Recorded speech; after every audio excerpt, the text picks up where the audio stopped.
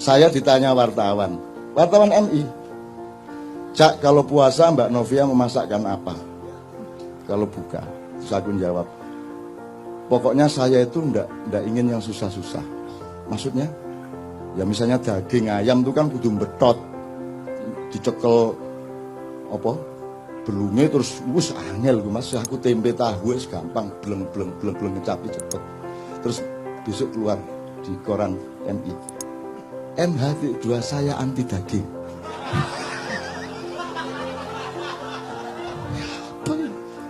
Saya anti daging. Jangan vegetarian, naruno terus akhirnya. Saya enggak vegetarian. Saya tidak anti daging. Bayangin kalau saya vegetarian dan saya yakin kepada vegetarianisme, terus semua manusia itu vegetarian, dunia akan hancur. Lah terus PT gak dibelah. Wedhus ambruk, jalan Tamrin wedhus kabeh. Dek Senayan PT petok. Lah ndak boleh disembelih. Dibunuh ndak boleh, sembelih ndak boleh, terus piye?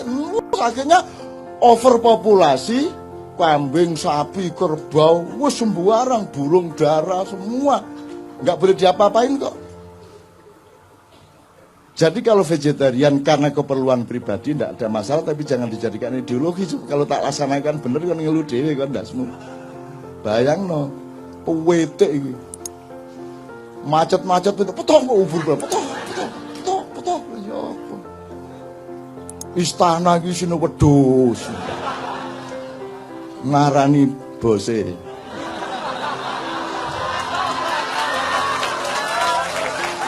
Ngono upamane ya. Oke, sekarang saya tanya, iki wis entek waktu nira aku wis kudu nang ngarep rek. Oke. Anda di sini jujur, insyaallah ya. Berarti Anda sama Allah kompatibel, luding dia pada Anda, ya. Sekarang saya tanya, kalau di rumah berapa persen bisa jujur? Di rumah tanggamu sama istri, sama suami, sama anak, berapa persen bisa jujur? Nggak usah kamu jawab, cukup di batin. Begitu kamu ke kantor, berapa persen jujurnya? Kamu kalau jujur di kantormu hancur apa jaya? Kalau kamu jadi anggota DPR, dibutuhkan kejujuran berapa persen? Mana yang lebih dibutuhkan, kejujuran atau kekejaman? Mana yang dibutuhkan, kesantunan apa ketegaan hati? Jadi di negara ini, di mana tempat kejujuran? Di mana tempat kesucian? Di mana tempat kemurnian? Di mana tempat objektivitas? Di mana tempat keadilan?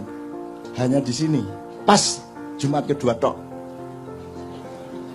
Nanti pulang ya nggawa gak jujure dhewe. Ngerti teman sekalian ya? Bisa Anda teruskan negara yang tidak ada tempat untuk kejujuran? Bisa Anda teruskan? Apa yang salah sebenarnya? Ini negara atau bukan? Ini pemerintah atau bukan? Oke, tak singkat ya, itu jawaban dewe. Sampai kapan kamu bisa meneruskan keadaan seperti ini? Gini aja, terakhir. Salah satu parameternya gini. Parameter orang ingkar sama Allah, parameter orang mentiadakan Allah, menganggap Allah tidak ada, itu salah satunya adalah juga tidak mengakui hakikat ciptaan Allah. Misalnya Allah menciptakan batu, kerikil, kerakal, watu, aki enggak sih? Ya, fosil kayu ta sakarepmu enggak sih? Batu mulia itu apa saja?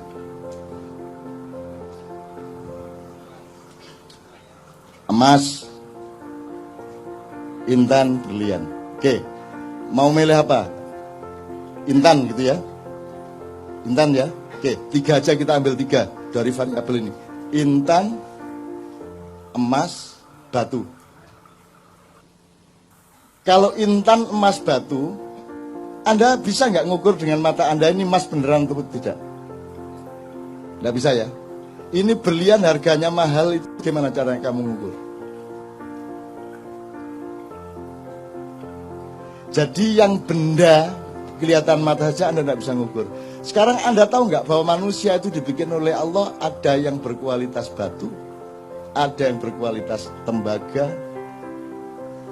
silver apa namanya, perak, emas, berlian, inten, mutiara. Betul enggak? Percaya enggak Anda bahwa ada manusia mutiara? Siapa contohnya manusia mutiara? Muhammadun basyarun laisa kal basyari bal huwa yaqut bainal hajari. Muhammad itu makhluk, tapi dia bukan sembarang makhluk. Dia bukan makhluk biasa.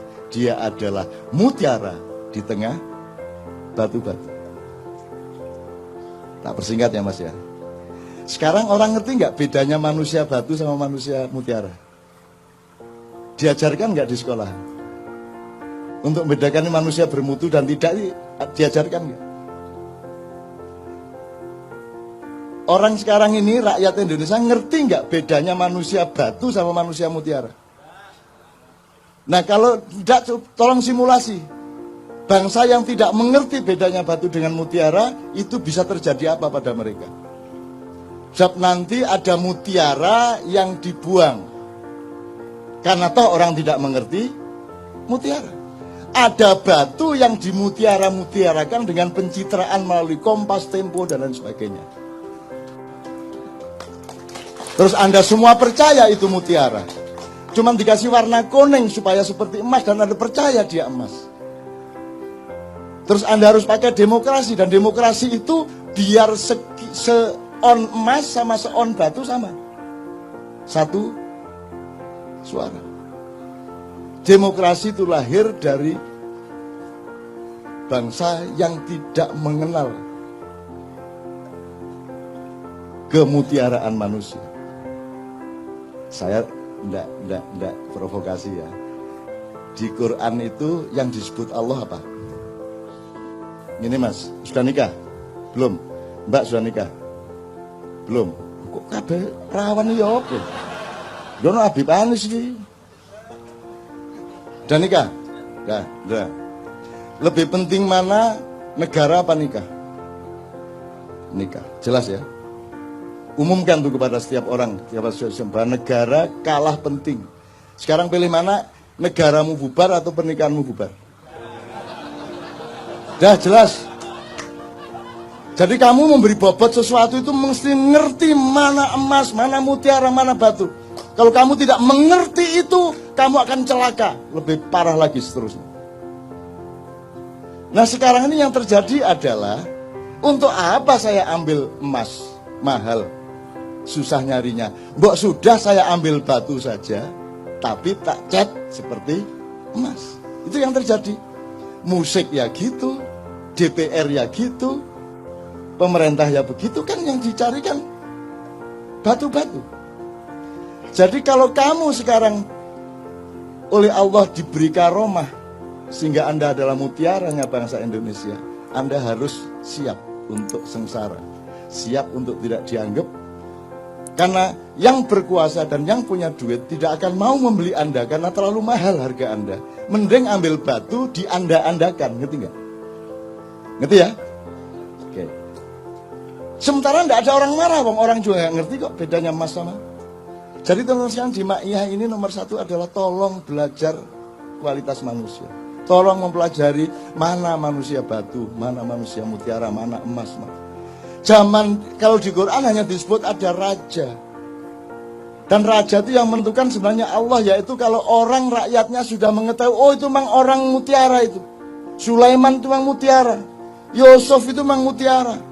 Daud itu memang mutiara. Semua orang mengakui dengan jujur. Maka dia rajanya memang. Tidak perlu pemilihan.